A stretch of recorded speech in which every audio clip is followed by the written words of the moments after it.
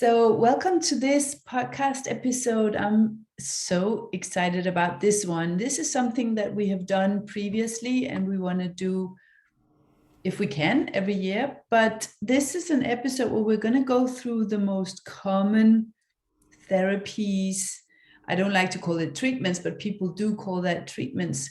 But therapies in the autism community out there. And we want to break down the most popular ones, most trendy ones, which we've received a lot of questions about, which ones are effective, what are some questions that we need to ask ourselves about every intervention, every therapy, every biomedical intervention, and what are some of the good sides and some of the more problematic issues around all of these different therapies. As always, there's no one size fits all for anybody. There's no one course or one solution for any symptom when it comes to autism. And I know you, Dr. Barendse, you normally call it autisms because there's no one type of expression. It's different from child to child. So this is going to be such an informative podcast episode. So take notes, make a cup of tea, press pause and come back to it, because there's going to be so much gold for you to take home from today. So thank you so much for showing up for the community and for the moms again, Dr. Barendse. And let's just dive into it by talking about the things that's really important when it comes to looking at autism. Because we had a conversation, there's so much to talk about that we had to have a conversation before the conversation. And in that, you said that there are recoveries. It is treatable. The question is, how do we approach it? And out of all these different possibilities out there, how do we choose? And also, what do we stay away from to get our child to the best possible outcome when autism symptoms is what's going on in our family? Ninka, hi, and welcome everybody. It's just such a pleasure to be here, as always. You know, the lovely families that I've spent some time with that have come through your community. It's just such a privilege to be working together. So, such great questions and really, I think, complicated answers. And maybe, I'd like to start by actually talking about perhaps the elephant in the room where we are now, 2022, the middle of the year. And everything that's gone on in the last, couple of years has just compounded the problems that we've seen in previous years. I was just looking at the CDC in the US, the website there, to have a look and see what they were reporting about autism at the moment. And bear in mind that this is lagging.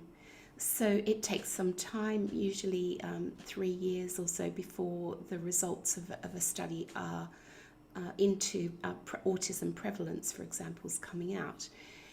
But even so, if we bear that in mind, that the numbers that are being talked about at the moment are that 1 in 6 children has a developmental disability. Wow. 1 in 6. And that, let me just check my numbers here, 1 in 44 children has an autism spectrum condition. Mm-hmm. So, and I know that these numbers have been just climbing and climbing. One of the researchers who's perhaps a little bit more controversial has suggested that by 2025, by the year 2025, 1 in 2 children will be diagnosed with a developmental disability.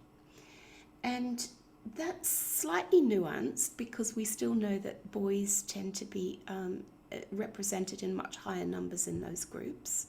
So the ratio, it's about 4 times more boys than girls are on the autism spectrum, although that possibly is not quite as straightforward as it sounds. Mm-hmm. So a few other things have been happening. We know that children in the last couple of years, so these are the children that won't be represented necessarily in those numbers. These are children that will be part of the next cohorts to be reported on. We know that children have had so many of their natural developmental opportunities taken away from them during the lockdowns. So much so that, interestingly, some of the guidelines as to what to expect in terms of children's milestones have actually been revised, to say, look, don't expect quite so much of your child. This has been a fairly quiet process, but it is really worrying, because if we know already that so many children are affected by these problems with dysregulation and problems with development, that is only going to be worse in coming years, because of the lack of social intervention, the lack of healthcare opportunities, and that kind of restriction on the developmental opportunities that the children have been experiencing. And so we have different things that happen to these children as parents when we come into autism parenting. Some have a diagnosis, some don't, and the suspicion creeps up sooner than it's ever done, and the rush to diagnose seems to be also, earlier and earlier. So we have moms with 2-year-olds, 3-year-olds, 4-year-olds, and up, with or without diagnosis. We have more and more moms with children who are dealing with nonverbal autism, seizures, tantrums, screaming, endless noises, eloping, stimming, ritualistic behavior, and extreme picky eating, sleeplessness, and sensitivities. And of course, this fear of, will my child ever be independent, learn to be able to go to school and have an education or social life. So when that happens, whether or not you have a diagnosis, and in fact, we might talk about whether you should wait with that until you've exhausted all the other options, there will be this need for solutions and this search for therapies. And you look to other moms, you will look into autism communities. There are a lot of diets out there, a lot of therapies and protocols and gurus out there.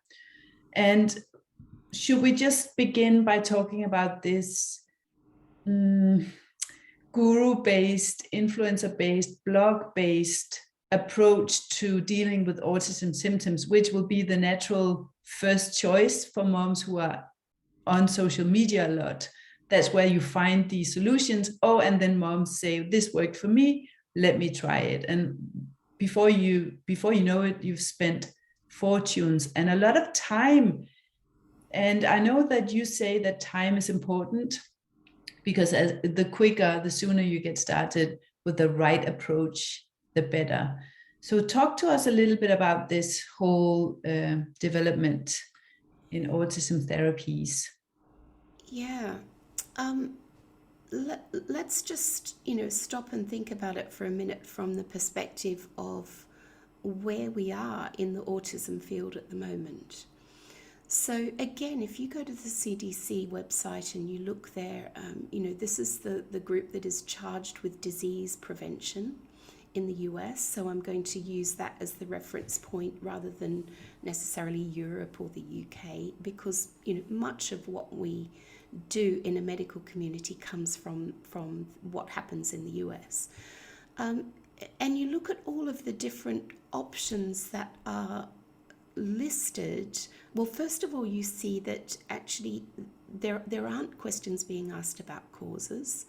There are questions being asked, and they say, look, we need to highlight things that will alleviate the symptoms. Well, there we get kind of problem number one, because when we look at the list that they include, we've got all sorts of behavioural interventions. We've got a statement that actually there aren't any drugs that are known to improve the symptoms.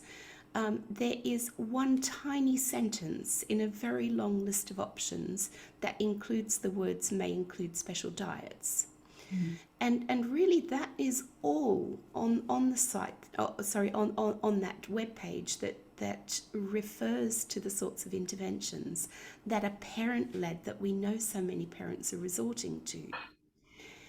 And here's the thing, development does have really intense periods that are, they used to be called critical periods. I don't particularly like to use that term because I think that, really all of the periods of development, right from pre-birth years, from the development of the fetus through to the teenage years and even beyond, are so important.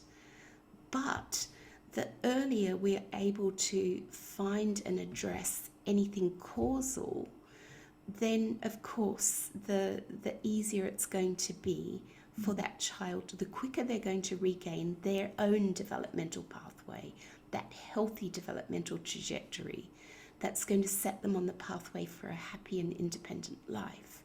So time is critical. Wherever you are in your child's, age group, time is really important. Why don't we have the research into, all of these different areas? Well, it's not quite straightforward.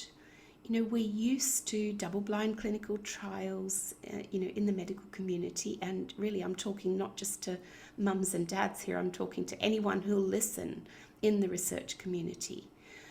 We cannot depend on those sorts of trials for understanding what's happening in these children. In a case like surgery, there are many published papers that refer to specific case studies of one child, n equals 1. It's not randomized, it's not double-blind, and there's an explanation about some technique that's helpful, that has worked really well for one individual. And that's certainly in the medical literature for surgery. In autism community, we don't really see that. And probably it's fair to say that wouldn't be the right kind of clinical trial design either, at least not in the longer term. Maybe we want to be looking at things like parent preference trials. Maybe we want to be actually utilizing things like waiting list trials, where you start an intervention and some group doesn't have that intervention immediately, but later on goes on to have it, so that everyone has the opportunity at some point in time. But you can then compare what happens in the group that hasn't started the intervention yet with the one that has. So it's complicated, and there aren't any easy answers. And absolutely, parents are impatient. They want to see the progress. So they're reaching out and they're trying to do everything possible that they can for their children.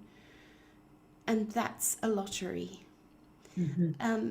How do we know what is a valuable intervention and what isn't? And, we had this little discussion beforehand about the fact that we've got the podcast world going on, and that's amazing because it brings so much information to us as consumers, of healthcare and of interventions. But it also carries a downside because, of course, podcast hosts want to have interesting people on their podcasts, and so anyone who has a particular hypothesis or a particular therapeutic option that they've developed may be a prime candidate to come onto a podcast, and then actually that is taken up and run with by the parent community without necessarily there being really sound foundations for that therapeutic option. So for me, I really want to know that any intervention has a logical basis that is verifiable. It's verifiable, perhaps not by parents, but certainly there is evidence in the literature that there is empirical basis for this. I want to know that it's not just the newest, shiniest thing on the block, because the chances are that that may not be the most robust intervention either. And then I want to know a little bit about the background of the researchers and the group that are promoting this, to know that they have the sort of research skills and understanding and clinical experience with this intervention to know that it seems to work in practice. And then one more thing, and of course this is potentially the most important thing of all, a protocol, a single protocol, will never be right for every child. So of course it comes down to what is the right thing for this particular child. And we've talked before about how that depends on the history, the genetics that have been inherited, that kind of bookmarking process, or that gene regulation and tagging that goes on very, very early in the fetal life, what's happened during the birth, what's happened in terms of breastfeeding, etc., and what's happened in terms of environmental exposures, to this one child. And it is complicated, and I believe strongly that the reason we haven't seen robust evidence in the literature of recovery, or that we don't understand who are the children who recover, is because of the complexity of this. It comes down to n equals 1. This one child, what's right for him or her. And when you call it a lottery, that's really a good starting point for this conversation we're now going to have about the different popular trends and therapies out there, because the fact that it works for some, and it will work for some, does not make it an approach or a protocol that will work for your child necessarily. So we want you to be equipped with the right skepticism and questions and information as much as we can bring to you about these different approaches, so that you can make up your own mind, and also then finish at the end of this conversation about what could you then do if it doesn't feel right to run after these protocols anymore. So what do you feel about looking at one of the ones that I've had most questions about this year, which has some good elements, and also I know some things that are worrying to you, and that is the root cause protocol. And for those who are listening who does not know about the root cause protocol, maybe you would just quickly describe what is it. Yeah, the root cause protocol is a step-based protocol, I suppose, and it's based around a concept of bioavailable copper. And you and I have talked a lot about copper, and my families know that for me this is one of the really important things that we do understand has huge value in terms of actually balancing copper and zinc's relationship. So this, and it is in some ways, I think, part of a trend, which is a good trend, to think about nutrients. Now, nutrients for me, we've just lost sight. We've completely lost sight of the value of nutrition. Mm-hmm. Think about the genes, and I would describe our genes as being hungry genes. The only thing that will actually help to regulate and optimize genetic performance, if you like, are food, nutrients, sunshine, exercise, water, those, and good social interactions. So think about all of those really, really critical things. Food is going to be absolutely central to that. So nutrients, and of course soils have been depleted. We know that, we've discussed that. So what the root cause protocol is doing is it's actually highlighting the role of iron overload as being very dangerous, not just to growing children but also to adults, and the role of bioavailable copper in helping to actually normalize that. And there are different steps you go through. Now, when you break down those steps, you see that actually quite a number of them are things that we would all be recommending, 100%. Having a healthy diet and taking out processed foods, optimizing nutrient intake. We get on to some more controversial things like, stopping vitamin D, and that's there for purportedly because of the role of calcium dysregulation when vitamin D is used in an incorrect way. But actually, I think that when, like most of these interventions, we'll find that the devil is in the detail. Mhm. And that's difficult for parents because they don't necessarily have that detail to understand. So yes, having bioavailable copper is going to be essential. But the trends we have in our diets now tend to kind of lead them to them being very copper heavy. And there are other ways of getting that balance that are perhaps much more appropriate. And then some children will be, will have completely different profiles when we look at their blood markers, etc. So here's the thing: one protocol is not going to be right for all children. Let's say that you start on something like the root cause protocol without actually going back and looking to say, who is this child biochemically? And you wait and you get a year or two down the line and you realize that actually you haven't seen the progress that you want to make. That time is lost. Yeah. So for me, it's so much more important to actually be quite cautious. I haven't seen published evidence about root cause protocol. When we kind of have closed groups who are working with a particular protocol, it concerns me a little bit. And there are many good things about what are the recommendations that are made, but there are also concerns that I think we need a lot more care in looking at whether or not any progress that's seen on an intervention like this is actually just due to the value of those health-giving things that they're promoting, like having some extra magnesium, like using good food. And let's line up the things that might make it work. For some children, cod liver oil is a good idea. For a lot of children, magnesium can be beneficial for a lot of different children.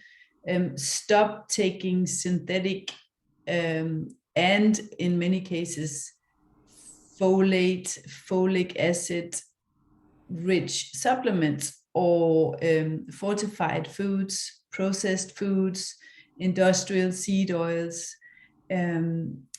We don't recommend taking multivitamins or any supplements without knowing exactly what the child's type is. Getting into the sunshine, adequate amounts of water, but then we go to the next level where the recommendation is stop taking zinc, stop taking molybdenum, stop taking vitamin D. Make sure that everyone gets a blood donation done, because giving blood is part of their protocol in order to get rid of the toxic levels of iron. And where does that sit with you? Because some do actually see at least a temporary benefit from that. Well, it comes down to this individuality. Again, we know that, for example, some of us carry gene variations that make us susceptible to iron overload. And in a overt situation, that would be hemochromatosis. And many of us will carry one or potentially one of the genes, not necessarily copies of the gene, not necessarily both, that makes us marginally more likely to have iron overload. We know that iron overload is huge. And so for those people, then it might be helpful. For others, it might be exactly the wrong thing to do. And, any intervention, this is an invasive procedure, having, donating blood or having blood taken. Anecdotally, I have to rely on some anecdotal evidence. I know from speaking with our phlebotomists that one of them, not in the context of any questions about it, one of them has made the comment to me that they're visiting lots of people doing these blood draws to take a donation because of the root cause protocol, and the observation was that they keep going back and back and back and haven't really noticed improvements. So, I would ask parents to be very cautious and to say, let's just think really seriously about where the evidence lies for certain interventions. Is there evidence there? And, is there something that is going to have the benefits outweigh the harm for my child? And for me, testing comes first to understand who your child is. And when it comes to stop taking zinc, for example, and molybdenum, and adding in copper, when you look at the groups that the endless amounts of children on the spectrum and their families that you have seen who are actually dealing with copper toxicity and overload, which is, according to the root cause protocol, a so-called myth. It's all about iron toxicity and the imbalances that causes. What would actually happen if you just went along with that? Because I tested it, because for me it is the copper toxicity overload tendency and low zinc that's part of my family's issue, and it's part of a lot of families who has autism to deal with. So that caused postnatal depression for me, a lot of anxiety historically for me, anger, these unexplained mental health issues. So if I don't take zinc, and if I do get copper, even from a food source, overboard with copper just puts me straight back into those issues. So let's say, before we talk about iron, what happens to someone who doesn't know how to test for this and get the full picture, and they say, okay, that's the root cause protocol, I'm not going to take zinc anymore, I'm not going to take molybdenum anymore, I'm going to add in copper, whether it's food source or whatever. What can happen that's not desirable for those families? I think there's certainly the risk that we don't get the improvement, and that we don't get the improvement quickly that we need to balance out. Ratios of copper to zinc, etc., are so important. Zinc, we know, is critically important even to make stomach acid, and we see this so much in our families. When children are picky eaters, we know that there's a strong relationship with zinc. We see it clinically. We see a child, you could almost make that prediction that we're going to see this child is going to be high in copper, low in zinc. We then see the benefits very quickly usually. So I've had parents who have come back after perhaps 10 weeks, which is a relatively short time to start to try and balance out these things, and they're using some extra zinc and trying to be a little bit more cautious in terms of making sure that the child's getting plenty of zinc in their diet, lowering those copper exposures, and they come up and they say, I'm dealing with a different child. Mm-hmm. Now, that's not something that's going to take, 10 years to see, or 5 years, or 2 years. That's something that actually we can observe that the benefits are coming and that they're consistently rising with the normalizing of the copper and zinc ratios. But again, this is not every child. For some children, the huge levels of oxidative stress are going to be enormous. Iron overload is going to be hugely oxidatively stressful. So there will be, certainly other issues going on that will need to be addressed for some children. And I know that you're always saying that taking iron supplements and just relying on the standard test for low iron is not adequate. So could you talk a little bit about that? What is your take on iron, and how do you deal with it, especially when people come in with so-called low iron? Because it's So think about all of the enzymes in our body. We have literally hundreds of enzymes, and we're not talking about stomach digestive enzymes. We're talking about the enzymes that are encoded by our genes that do a job of work, whether that's taking a little bit of methionine, which is that primary amino acid that comes from protein, and using a little bit of magnesium and changing it into methyl groups. That's going to be absolutely critical. And in the same way, iron is really important and iron balance is important. What we know, of course, is that many different toxic elements will interfere and blockade different nutrients in the way they're absorbed into cells. And so for sure, we just want to make sure that the balance of nutrients is okay. But one other concern with this particular kind of idea is that we're using hair mineral tests to be a judge and to be a guide as to what might be happening. Hair mineral tests, yeah. So they can be very helpful in understanding some things like toxic elements, but I don't believe that the evidence is there to make them a robust indicator of issues like iron overload. So for me, really helpful to know, for example, do you have a tendency to iron overload in your family? Do you have any of the hemochromatosis genetics? Some of the simple SNP tests will give you that information, direct-to-consumer tests that don't cost very much. If that's what should they look for there? So that there are genes. I think most of the typical reports will report on hemochromatosis, so HCY genes, and give you a little bit of an indication there of what's happening. But certainly it's complex, and I think to just the safest thing to say is absolutely avoid iron fortified foods 100%.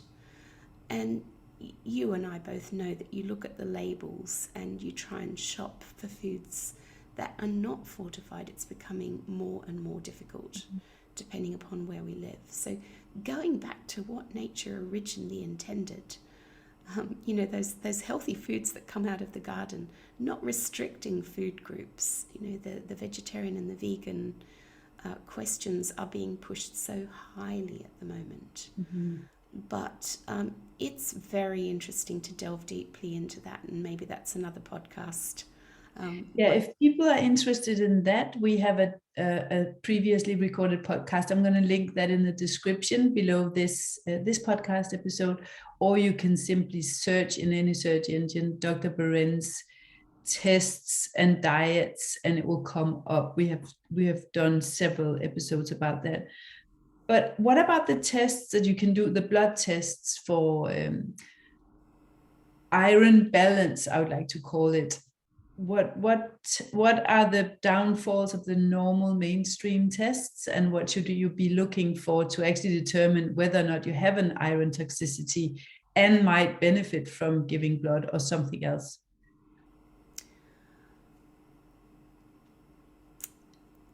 It's a difficult question to answer. Is there a simple thing? First thing I would say is, for most of us, what we're talking about interventions for our children.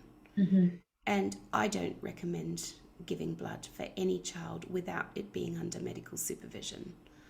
So I think, there are some grey areas of what is safe to do with your child without the care and guidance of a medical practitioner. And I think that's one of the things that falls into that area.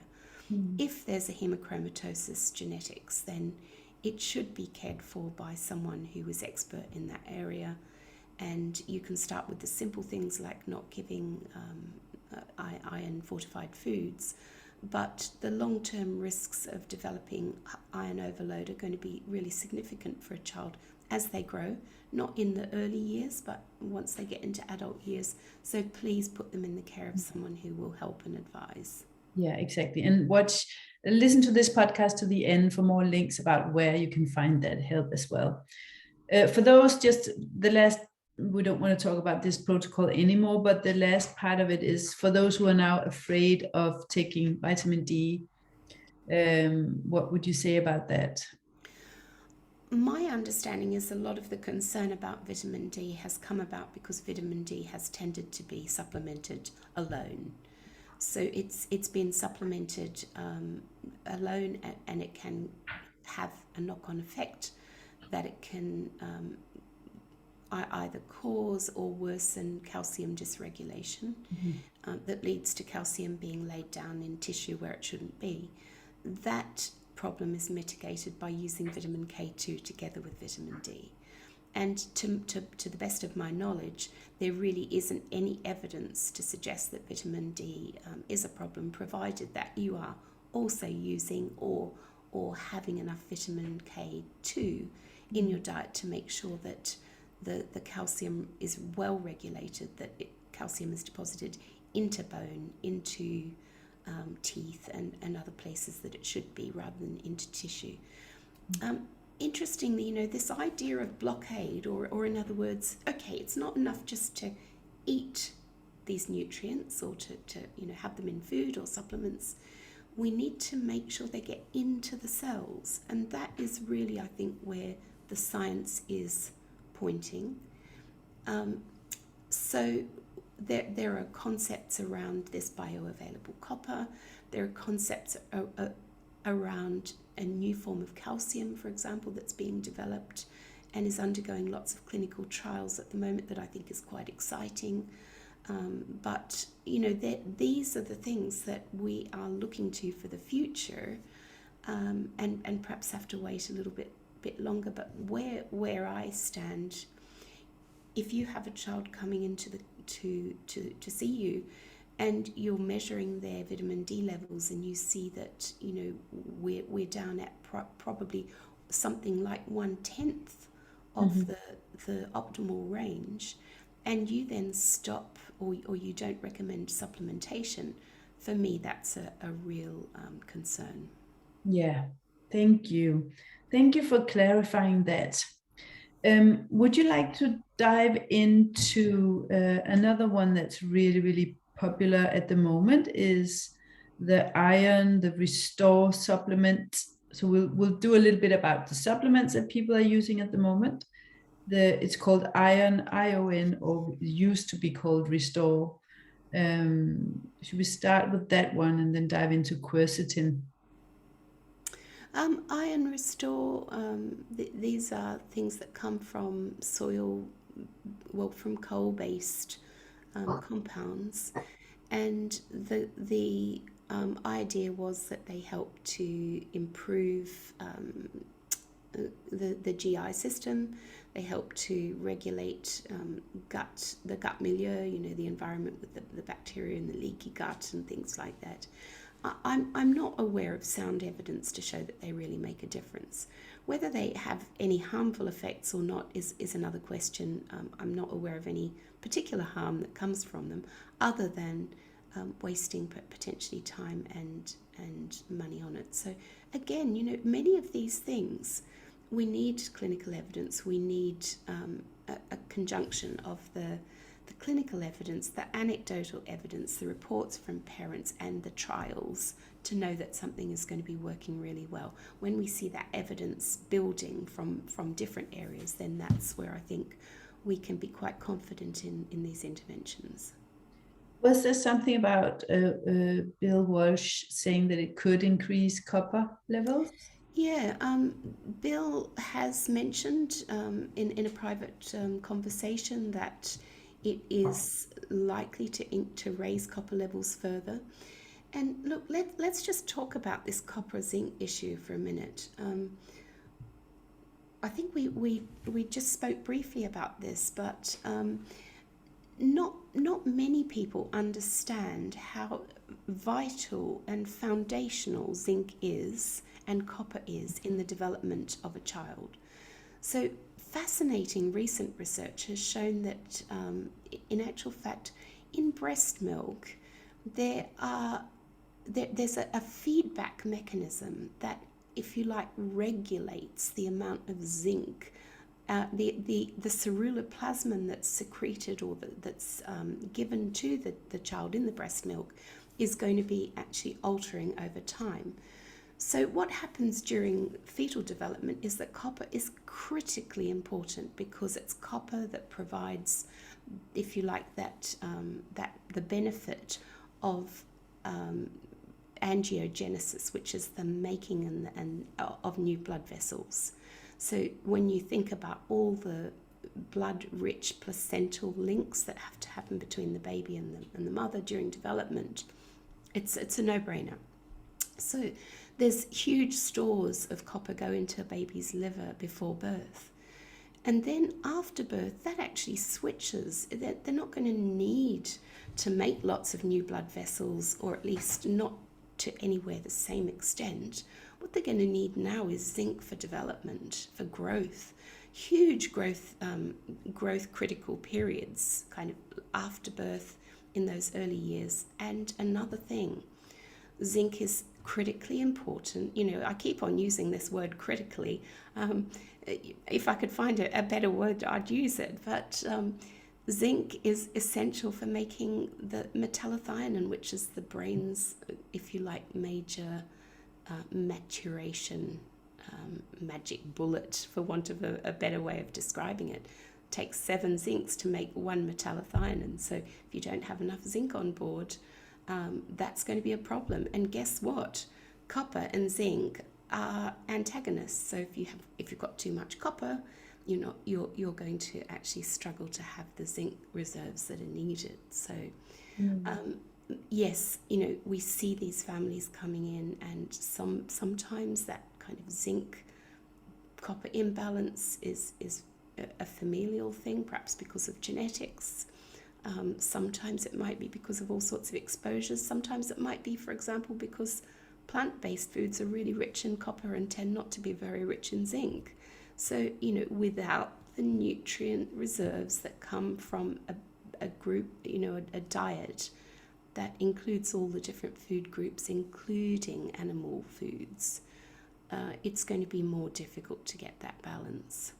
I think And I've then lost where also we're remember, going here, but yeah, but also when you then supplement with zinc to create that balance, not to just take the high dose zinc for months or years on end without retesting that copper to zinc ratio and then going down to maybe a smaller dose. This whole idea of, because it works in the beginning, I'm just going to continue with this supplement for the rest of my life or for my child's life, is also tricky. Um, yes, and you and I have talked so much about how we would always want nutrients to come from food in the long run. yeah. But sometimes that's absolutely impossible to get the balance quickly without some supplementation.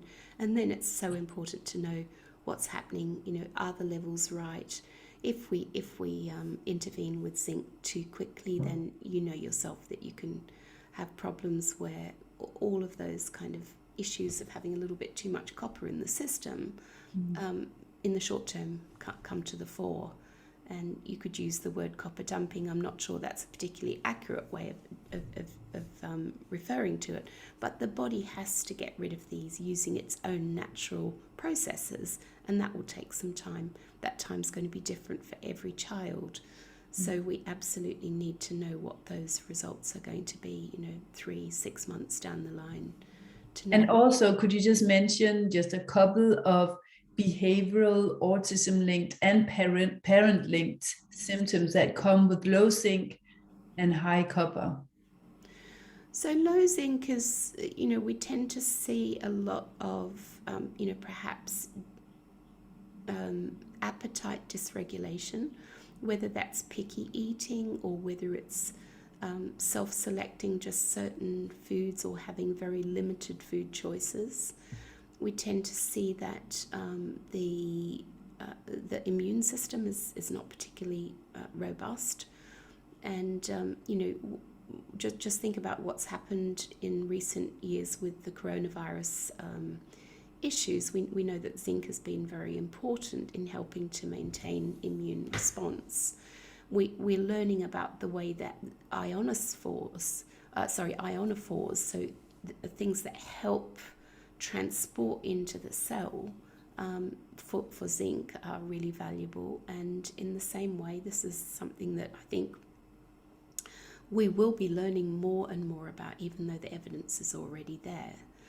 So, yes, absolutely, we want it to come from food in the long term. We do need to get that balance, and we don't want to do it too quickly because that's going to create problems. And the symptoms of high copper. Symptoms of high copper tend to be that the kind of hyperactive. Um, well, it can vary with intensity from hyperactivity. You know, the child who's completely restless, who never sits still, who is constantly in a state of sensory overload. Frequently, those are children who we find that their copper zinc balance, or that their free copper levels are very, very high. Mm. It can actually tip into huge fatigue as well. All sorts of issues in terms of mitochondrial function, etc. But in general, it also, of course, has that knock-on effect that if there's a copper blockade, if there's too much copper in the system, it's going to be reducing the zinc levels. It's going to be having that knock-on effect in brain maturity. So it is quite incredible the difference we see in many children just by doing that one thing and regulating the copper zinc balance starts to unlock those developmental pathways that we would want to see optimized.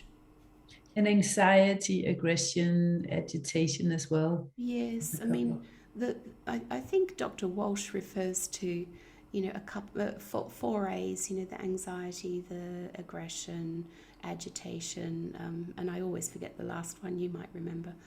But those are the sorts of things that you might see fluctuating even on a daily basis with the foods that are being eaten if they're high in copper and low in zinc.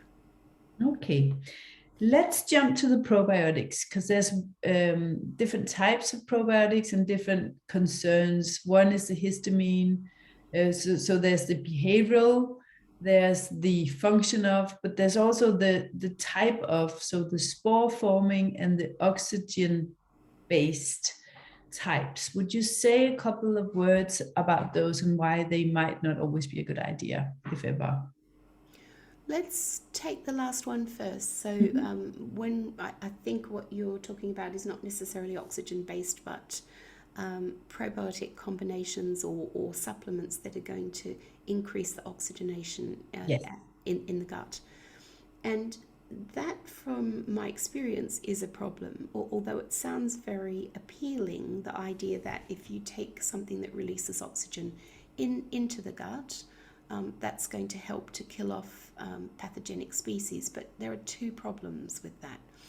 One is that the way that our incredible digestive system works involves what should be a very tight pH balance, and oxygen levels all the way through, and that will be switching. So, for example, stomach, we need the acid there. And then there's going to be a switch into the duodenum where the pH will be a little bit different there. The pH will be different from there in the small intestine. It'll be different in the colon. And so in the reality is that probably more than 90% of our gut bacteria are oxygen hating. So what do we do when we introduce oxygen into that gut environment? We may certainly kill off species that shouldn't be there, but the downside potential of altering the environment in the gut in a way that also impairs the thriving colonies that should be there of helpful species is quite a concern. Then we come on to the spore-forming species, and this is something that, again, is in recent years become more popular. And I would say that there are certainly attempts being made at good clinical trials to try and understand whether it's helpful or not.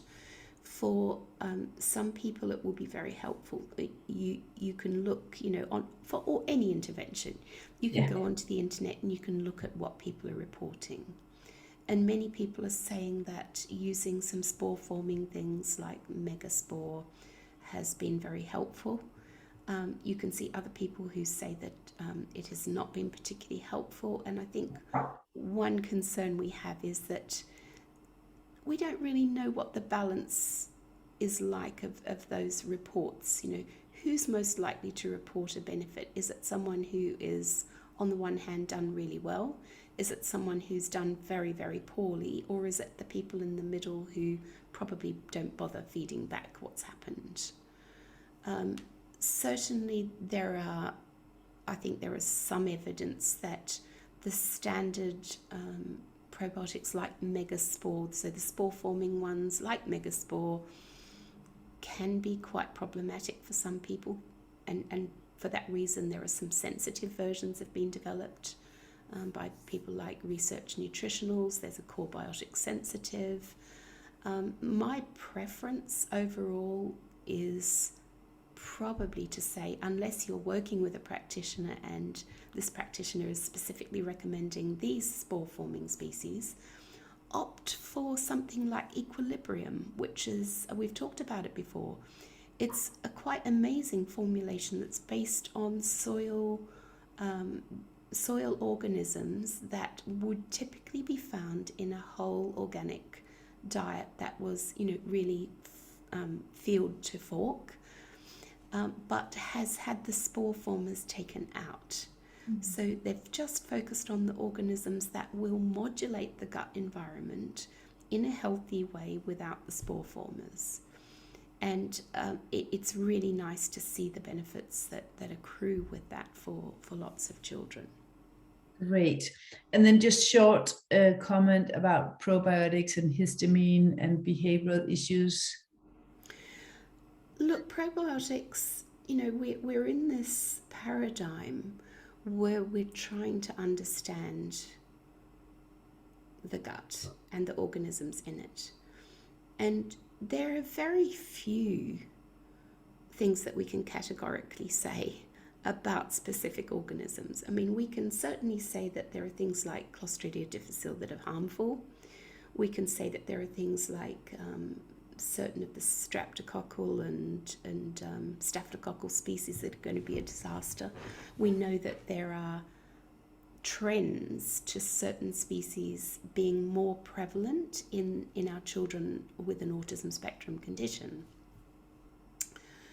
But beyond that, how do we modulate them? How do we make sure that those gut species that should be there are thriving? And in fact, most children vary enormously, and what is healthy we still don't understand particularly well.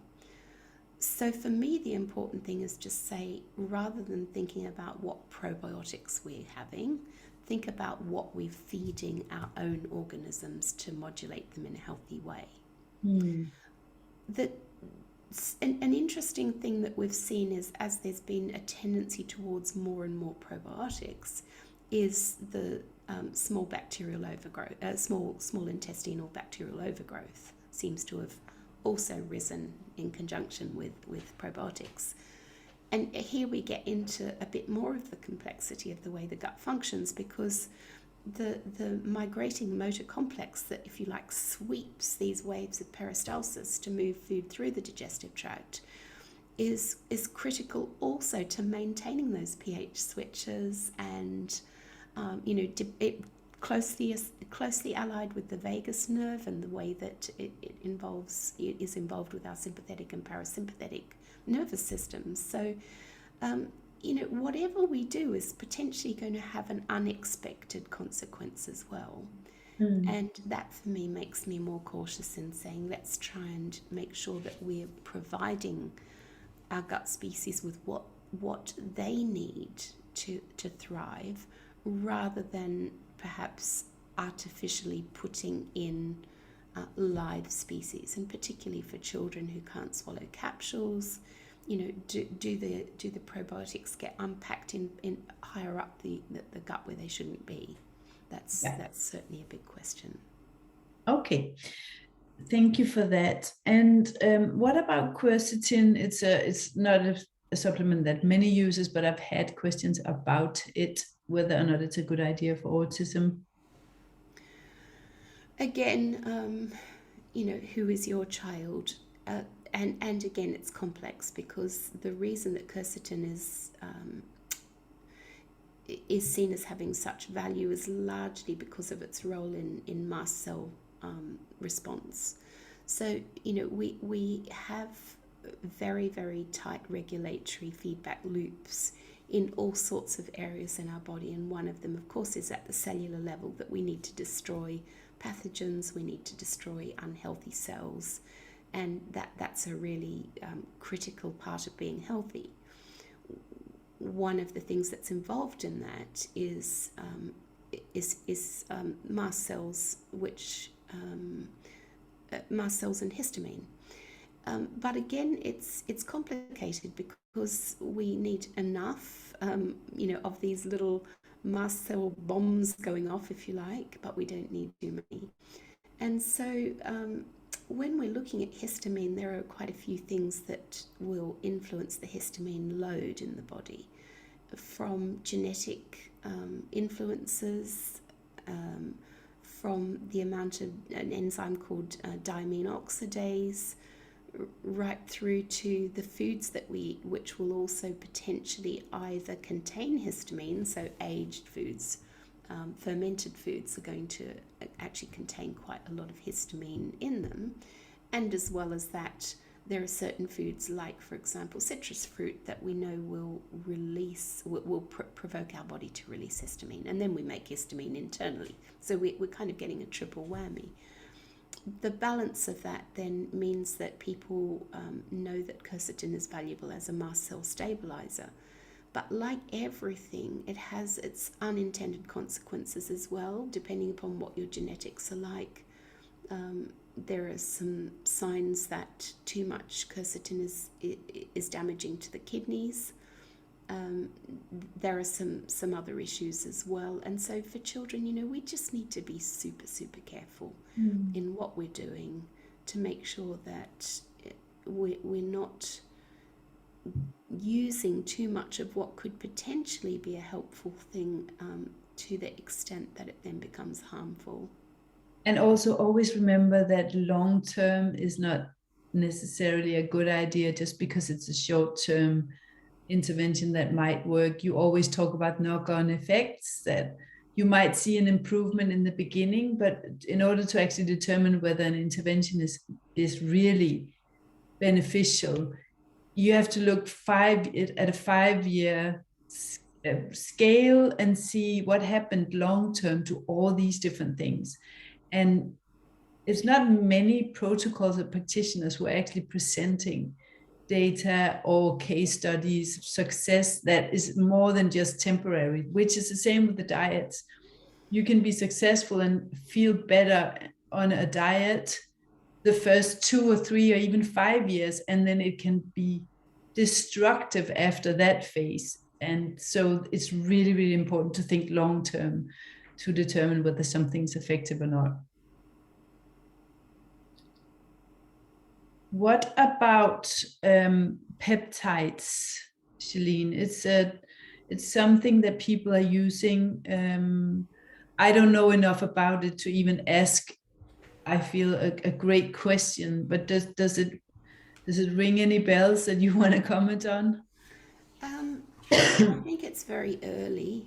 It's very early in our understanding. It's very early in the application. We need to understand, first of all, that at that basic level, what a peptide does. Peptides are just fragments of proteins. So then we need to also see what happens clinically when we use them. I personally think it's a really exciting field for the future. There are some things that probably we can be fairly confident about now. For example, one of those is that we know that some children on the spectrum have problems with low levels of oxytocin, which is that bonding, or has a role in bonding. We know that for some children, there seems to be evidence that that might help mitigate those kind of aloof tendencies that they have and help them to be more comfortable in social circumstances, etc. But again, we're kind of on the cusp of things that I think are safe. Whether they're effective is another question, but we need to start with that safety things. Potentially there might be a difference between whether they are safe if they're used as a spray or orally versus if they're injected, and coming back to that question of what do you do with a child. I certainly would never be advising or suggesting any kind of injection intervention with a child of peptides unless that was done under the care of a medical professional. So that's an area I suspect we're just going to have to watch this space and see what happens. Okay. Do you feel like talking about, and is this something that you use in your clinical practice, ozone therapy? Because I've heard other practitioners talk about this as a potential danger, that it can wreck some people and be really helpful for others. Is that your opinion as well? Yes, it's one of those things that I there are parents who say it's been very helpful, and we've got that upside and that downside potential, so the intended, unintended consequences. So oxygen is critically important to cells. What happens in a hyperbaric type oxygen setting is that you're, if you like, using concentrated oxygen therapy. The downside potential is that it's free radical oxygen that is one of the major damaging factors in the body. We rely on it as part of that mechanism of destroying unhealthy cells, etc. And the amount of potentially oxidative damage that it can do is really unquantified. So I think we've got that issue of, is there a value in it? Possibly. Do we know whether the downside potential makes that valuable enough to continue down this avenue? I don't know.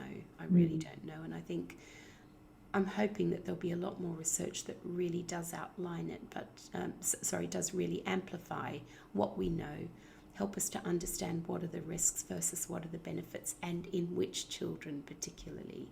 Okay. I want to jump to a topic that's a bit, people tend to get emotional about this topic, and the topic is homeopathy. So we have a lot of moms who try this and swear by it, and other moms who don't see any results from it. I personally have never been really drawn to it. I did try a couple of remedies, but I'm not sure if it ever worked or not. And I quickly stopped using it. What's your take on homeopathy, and maybe the back remedies? I don't know if they can fall into the same category of answers, but let's give it a try. Yeah, I like to have an open mind, and I'm constantly asking myself the question about different interventions. Am I biased against them for good reason, or am I being logical and analytical and as insofar as possible unbiased? I know that homeopathy has had such a stalwart following, let's say, particularly in some countries like Germany, where this complementary and alternative medicine is viewed as being, potentially very valuable. I have to admit that I haven't seen verify what I would regard as the type of evidence I would want to see to know that it works. Mm-hmm. Where we get into these very nebulous concepts of vibrational energy, etc., here's the problem. We know that human beings are made up of cells, and that all biological material, all of the cells have a resonance. We know that that's the case. can we then translate that into something that's provable, or on the opposite side, we shouldn't really be talking about provable, disprovable. Mhm.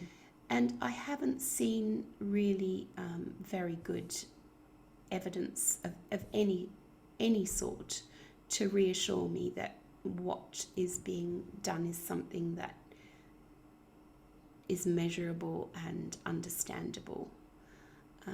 Does that mean that it's, look, we know that even placebos can bring about quite remarkable changes in some people. So what are we seeing? You know, if there is some value, is it a placebo effect? Is it something else? I myself have to admit that I remain skeptical. And the same goes for the bioresonance, because that's also very trendy in the autism community to go and get that tested, and then actually taking on protocols based on that test. There's a bit of a logical inconsistency for me in these techniques and machinery, because the thing that is doing the so-called diagnosis, you know, that is diagnosing what's wrong, is also the thing that is then used to verify that that progress has been made, without reference to external ways of measuring improvement. So for me, again, I think this is one of those things that, you know, a lot of the research has been done in the USSR and in places like that. Historically, there's been some research done that has then led to the development of technology, and because the technology is available, then therapies have been devised around that technology, but we've got no way really of knowing, because it's so complex, what's going on. And I'd just use an example perhaps of research involving, you know, think about a block of, like, here's a way of explaining it. I remember quite some years ago, before there were a lot of concerns about security in airliners, that our two children were invited to come to the cockpit to watch a landing into Hong Kong. And I went with them and we sat in the jump seats. And if you've ever been in an airliner cockpit, you know, you've got hundreds and hundreds of lights that are flashing and that are going off and that are being, being altering all the time. You've got this incredibly complex technology. How would someone who doesn't have any experience in this field know what's going on, be able to interpret it? The pilot could say, you know, I'm doing this and that's happening, and you would take that as gospel, but you've got no way of verifying it. And I think a similar thing is happening with these bioresonance technologies, that we don't have good ways of measuring at the moment and of understanding what's going on.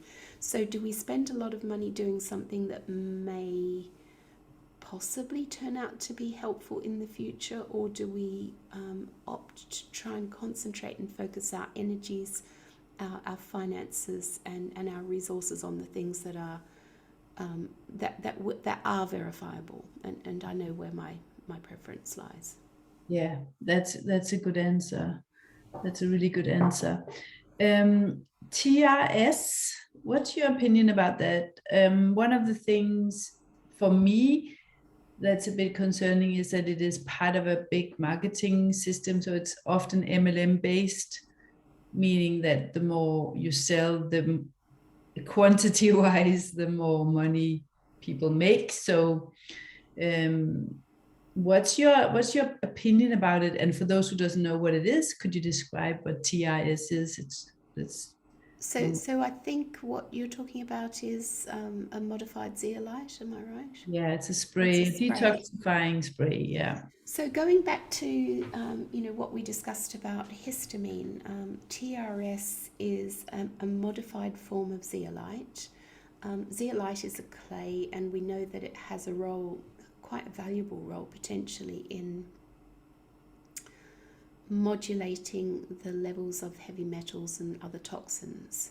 We know that, for example, the Mank zeolite, which is a registered trademark, has been shown in clinical trials to reduce histamine overload in the body, to reduce levels of aluminium and certain other toxic elements. And so the reason why this particular form of zeolite has become quite attractive is because zeolite in its natural form contains potentially toxic, certain small levels of toxic contamination. And so you could think about it like a cage. And that cage, the value of that cage is that it will then provide a, if you like, a trap for these toxins to be taken out of the body. But what if when we use zeolite, it already contains toxins that can be absorbed? Then we're going to have a benefit but also a harm potentially. So modified zeolite has had the potential contaminants removed so that you can be confident that it's there as a cage to trap, as an aid to detoxify these contaminants and heavy metals, histamine, etc. From that perspective, I think it has its value, and like anything, MLM is a bit of a concern.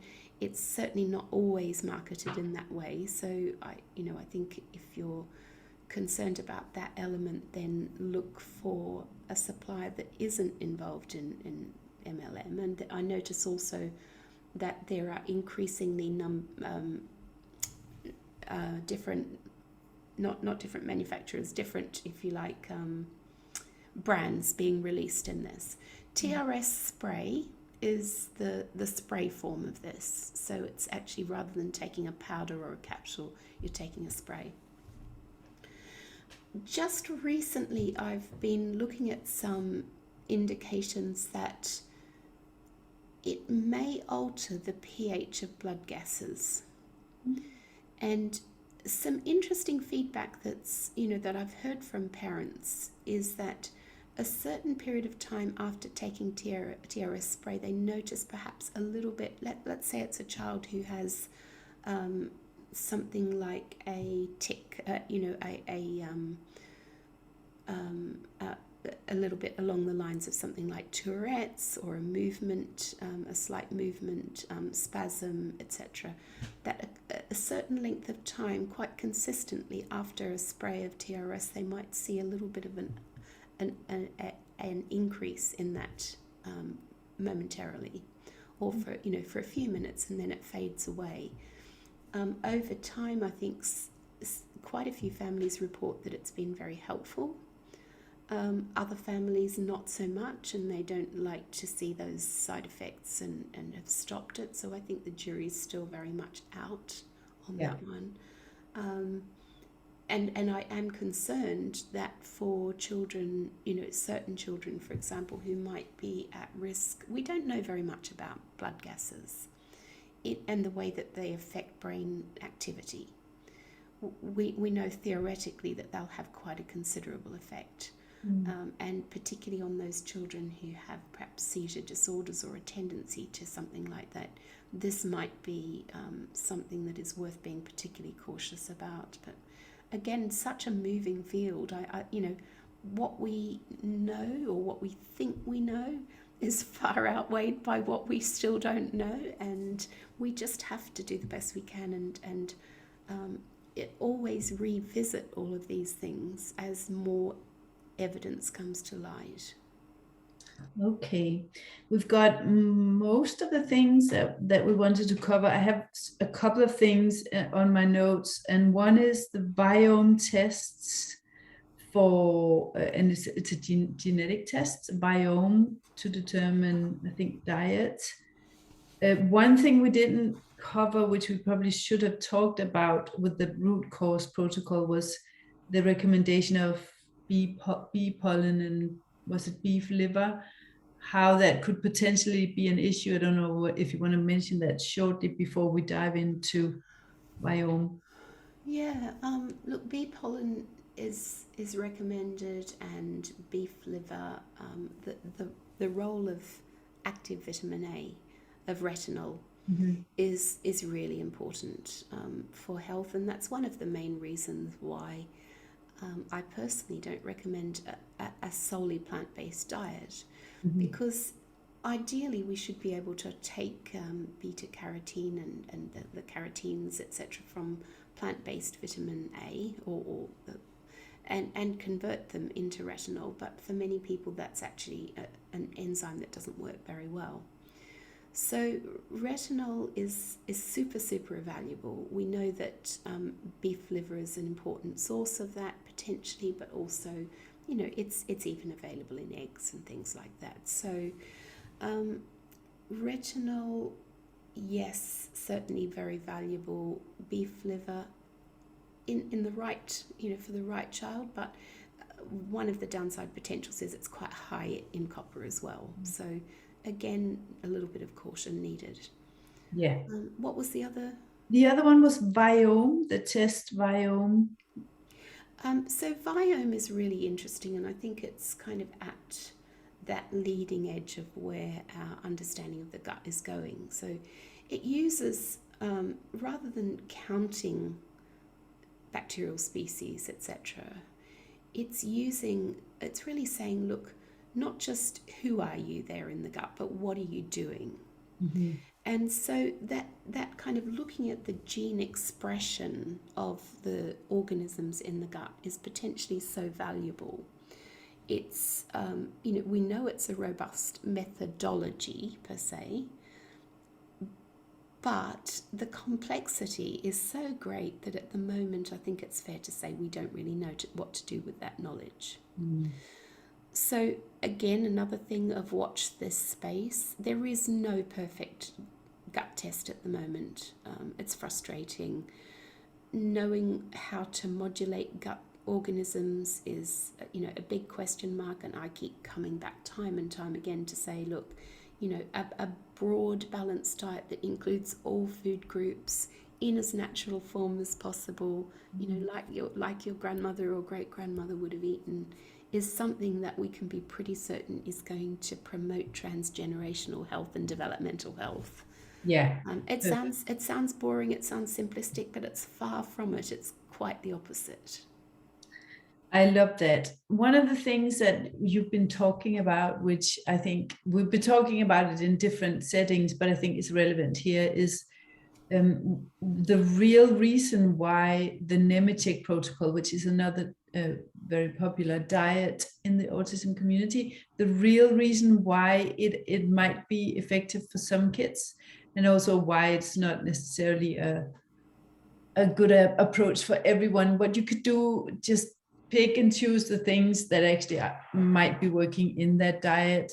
Um, so there's a high level of olive oil intake.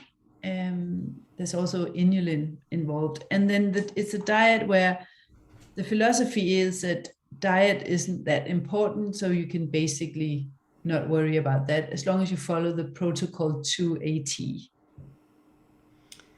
Yeah, there are some concerns. Again, we come back to these links. Look, our bodies are immensely sophisticated, just to the degree that we can't even imagine. But there are some things we know. We know that an imbalance in omega 6 to 3 ratio is one of the things that actually undermines good health. And that's terribly important in developmental health. With the way that our diets have evolved, let's say, for want of a better word, with processed foods, with trans fats, but also with even healthy fats. Sorry, not healthy fats, but not trans fats, but things like vegetable oils, etc. We get an absolutely overwhelming imbalance of omega 6s in comparison to omega 3s. And the problem is in the ratios. So, whereas we might ideally want omega 3s to be represented 1 to 1, perhaps, with omega 6s, oftentimes what happens is omega 6s are, I think I've seen research findings that suggest that the average might be 20 to 1 in favor of omega 6s. So what happens then is that you need to be eating a huge amount of omega 3s to compensate for that imbalance. So think about a transitional period when a child comes who perhaps has not had any focus on their omega balance, and they've been having lots of seed oils, perhaps, or vegetable oils. They've been, perhaps not having animal fats. They're going to potentially have a huge overload of omega 6s. If you give them omega 3s in quite large doses, which is what happens on the Nemetschek protocol, that is going to balance out the omega 6s. It's going to help to actually bring that ratio back into some kind of balance. But is that the only way to do it, and is that the right way to do it, and will it have any other potential knock-on side effects? And when we drill down again, the devil is in the detail, because we find that there are all sorts of subgroups of omegas. And some children, for example, will have problems with pyrrole disorder. If they have a problem with pyrrole disorder, they're going to need a different kind of omega fat to balance out theirs. So this kind of one-size-fits-all protocol is always going to be problematic for a percentage of children. Then if we look at the inulin, if I get reports from parents who it's helped, I get as many reports from parents who say that their child's gut really was quite disrupted by inulin, and we know that that's a common side effect of taking inulin, is that it can disrupt and upset tummies. And also, you said something really interesting about olive oil raising DAO, the enzyme DAO, and how that can have an effect with a child who's got high histamine. Yeah, there's so much that we're learning about the way in which what we eat contributes to histamine load, and how critical that is really in all sorts of developmental health aspects. One of the concerns I have about Nemetschek is the fact that, again, it tends to be quite a closed community. Mm-hmm. And I preferably would always want to see a community that is open to discussion about what is, when things don't work, why that might be. Where I would also love to see, really good clinical research into these sorts of protocols, but my belief is that any of these protocols, you will see some benefit for some children, ranging right through a spectrum to harm to other children. Yeah, exactly. Well, I think that is what I had question-wise on my sheet, unless you have any extra ones. I know that we have been covering this a lot, but it's the same thing with the spectrum supplements, that you cannot just pile all the nutrients into one box and expect good results, because you don't know which ones of the vitamins and minerals in there are causing problems and which ones are actually helping your child. So the fact that there's even a thing called spectrum supplements is baffling to me still. And you might want to mention the most tricky supplements for autism as well, if we take into consideration that maybe 80 to 90% of the children on the spectrum are dealing with undermethylation. Could you mention just here, before we talk about what to do then, where to go for help, what are some of the supplements that you should be really careful with? I think the ones that spring to mind, we've already talked about iron supplements. Very, very rarely would that be something that I would be recommending in a typical form. Next up, folate, whether it's folic acid, but particularly the methylated forms of folate, which might just create more symptoms than benefit. And it's one of the things that I would really want parents to go quite carefully about. Evaluate, first of all, is your child sensitive to folate in a way that is going to be a problem for them, because we know that the way that, or the effects that folate has in the nucleus of the cell is a little bit different from, its effects elsewhere. So what we can see in a knock-on effect is actually kind of, huge issues with perhaps mood and behavior, and some of us as adults will experience that as well, that, we're very folate intolerant. There is a general rule that's bandied about that, perhaps 80-90% of children are undermethylated. What does that mean? In practice, there'll be all sorts of different patterns and the ways in which that the methyl cycle is interacting with the B12 cycle and with the folate cycle. That's going to be really complex, and so there isn't any kind of easy fix to say this is going to suit everyone. And because of that, then we get issues around, taking a folate, taking methylated supplements, giving methyl groups. Are we going to switch someone backwards and forwards on a daily basis from being a bit over methylated to a bit under methylated, and they have all of the swings that go with that? Those are things to be cautious about, certainly. On the other hand, what are some of the things that potentially really hugely valuable? One of which is magnesium. The thing I do like about the root cause kind of focus is that it is highlighting the valuable role of magnesium, which you and I, we've talked about, many families we've talked about. We take methionine and it forms that kind of beginning starter pool for the methylation processes in the body, but also for the detoxification pathways, because it's such an important donor for sulfur. And so what happens in that both of those cycles really is that magnesium is going to be very, very important in how well that's converted. So, magnesium levels have dropped in the soil, levels have dropped in the food.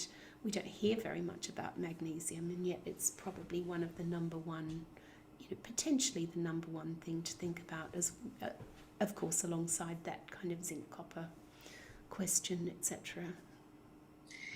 Thank you so much. So valuable.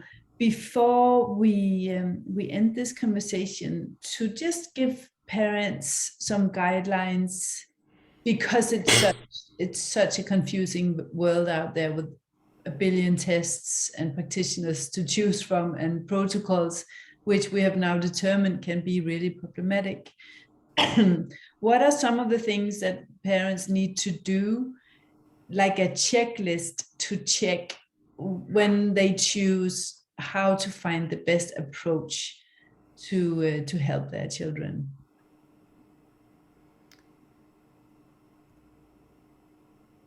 I think the first thing I would say is, am I doing everything I can to make sure that I'm giving my child the opportunity to eat amazing, good, natural, healthy food across all food groups? And the reason I prioritize that is because it is the foundation for everything. Just that one thing alone can make the most extraordinary difference in children's development. Then on top of that, what are the interventions that we know have been incredibly effective in the past? And there is evidence, that many children benefit from a gluten-free, casein-free diet. I don't think there's any doubt about that. We can see it in the literature. Groups like, for example, the Dan Institute in the US, back in the time of Bernie Rumlin, did lots of parent research where they asked parents to rate which interventions had worked particularly well, and that's one of the highest.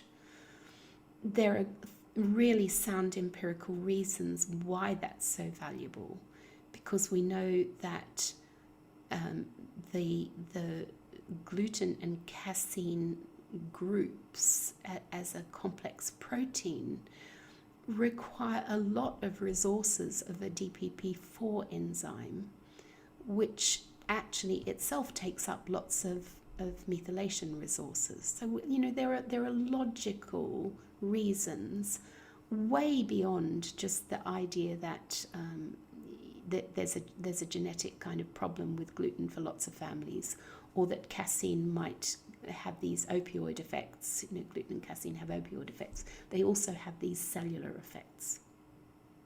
So I would say, have you done this? Have you properly evaluated that first? Then next thing is, do you know who your child is biochemically? Do you know what their zinc levels are? Do you know what their vitamin D levels are? A finger prick test at home it can be done, remotely with various labs to look at that. Is your child getting the exercise they need? Because we know that that's so valuable for mitochondrial health. And, we get all of these things, first of all, before we even get to, what about the movement? How much are they sitting in front of the screens or being, inactive? The Purkinje cells in the cerebellum are heavily dependent on movement for oxygenation, and it's that drives their health. So, first of all, think about those things. These are not the add-on things that you do after you've looked at biomedical things. These are the foundational things. And then look, once you know who your child is, that will help you to identify what interventions might be useful. Look for interventions where there is evidence, whether that's from the literature or whether that's because it's perhaps through a charitable organization that isn't, that doesn't necessarily have a more personal vested interest. One of the things that I appreciate so hugely about Dr. Walsh's work is that it is a charity, and that there have been so many thousands of individuals have been evaluated, and the hugest database that then can inform these clinical interventions.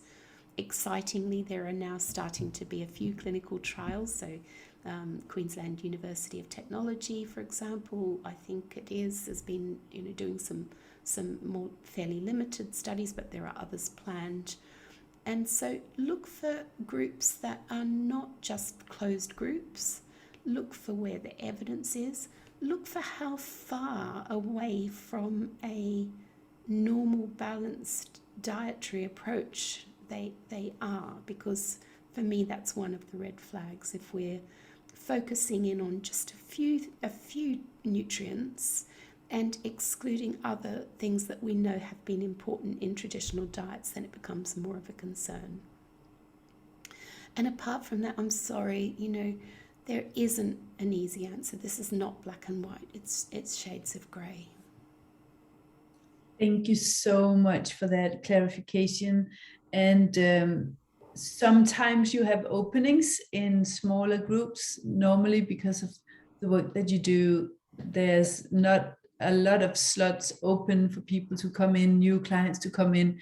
But anyone who's listening to this podcast, I'll please watch to the end, and I will provide links for you so that you can know where to find Shalene and where to get started with this work and what tests you might be wanting to do, which is not a waste of your time. So stick to the end. And for now, thank you so much, Shalene, for enlightening us once again. It's been such a pleasure, Ninka. And just, can I take a moment to honour all the parents who are working so hard? The blessings that come from the hard work that you put in, I really hope and pray that they will be they'll be honoured. I personally, as a family, we're incredibly blessed with seeing progress in different family members, in seeing what is possible. And I just would encourage you, don't give up. It's not an easy road that you walk, but your children will thank you so much in the future for everything that you've done for them. And you'll have that satisfaction of knowing that you've done everything that you can to try to make sure that they reach their optimal potential, which is what we're aiming for. You know, this isn't about a recovery per se. This is about a child reaching his or her optimal potential, having a happy, independent life, and that should always be the kind of number one focus that we're using to guide us in our decisions. Absolutely. Thank you so, so much. So take care. Thank you.